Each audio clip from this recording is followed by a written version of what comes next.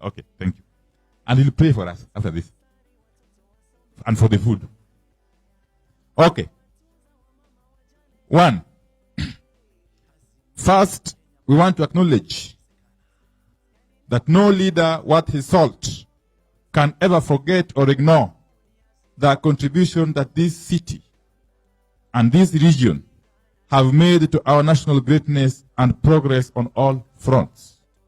2, we also want to acknowledge that in this region, we do not imitate. We strive to be a model to others. 3, here, we don't shy away from wars that matter. We were family in the first liberation war that gave us independence.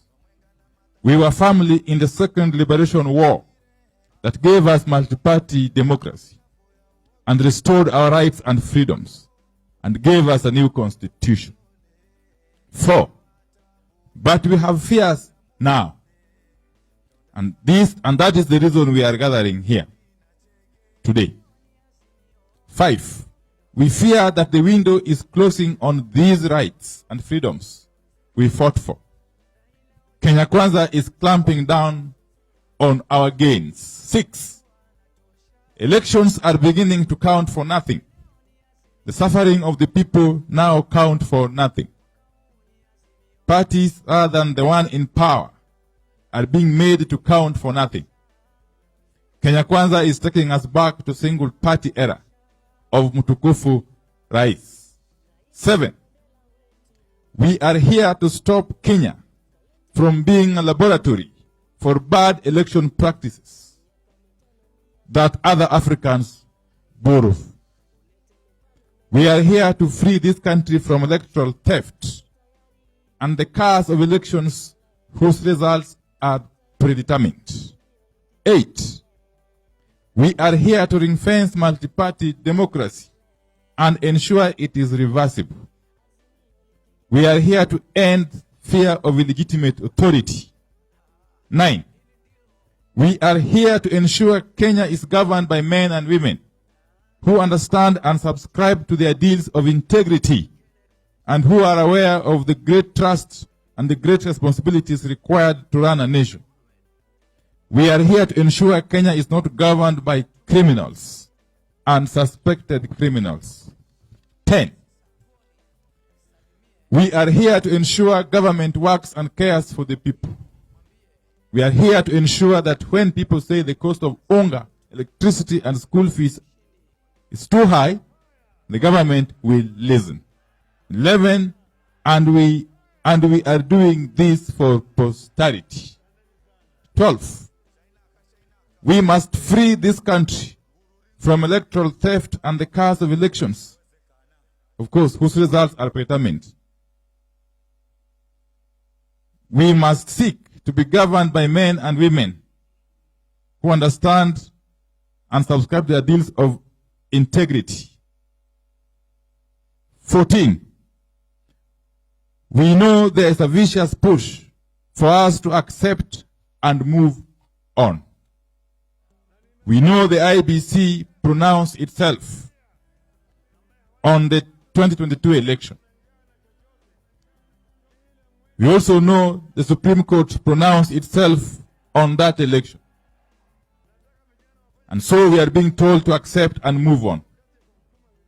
But there is one more court to go.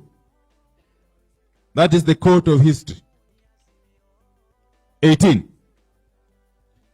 In some future date, not very far from today, the Supreme Court of History will sit in judgment on behalf of our children and grandchildren. 19.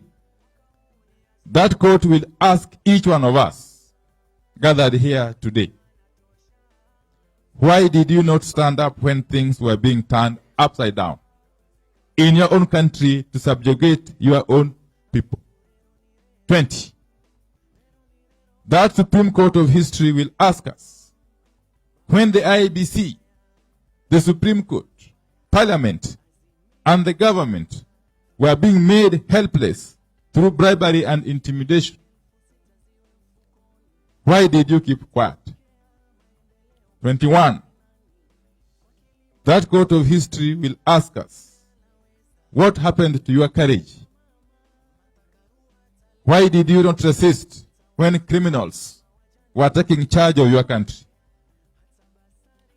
Why did you not speak out for your people when they could not afford food, school fees, medicine, and electricity? 22. That court of history will ask us, why did you not speak for your people when taxes weighed them down? What happened to your voice? What happened to your courage? 23. The court of history will ask us again, why did you not learn from the past and use it to inform the future of your nation? When they disregarded the people's vote, not once, not twice, not thrice, but many times, why did you let it keep happening? Why did you move on, knowing well that you did not accept or agree with what they were doing? 24. That court of history will ask us, I put it at your disposal, the men, women, and youth of integrity, willing to stand with you and who looked up to you, people of principle who looked for no personal or financial gain. Why did you not guide them to right the wrongs of the only country that God gave them? That court of history at number 25 will ask us, what happened to the ideals you held of serving the public good and the national interest? And finally, number 26, let each of us confront these questions now. And that is what we have chosen as the people to do in this gathering. Let's make votes count. Let's restore integrity in public service. Let us put the welfare of our people at the center of government. And let us do these things now. It is now or never. And those are the resolutions of the Pinya Wachotu as we proceed to the People's Baraza at the Moi Stadium. Thank you very much. God bless.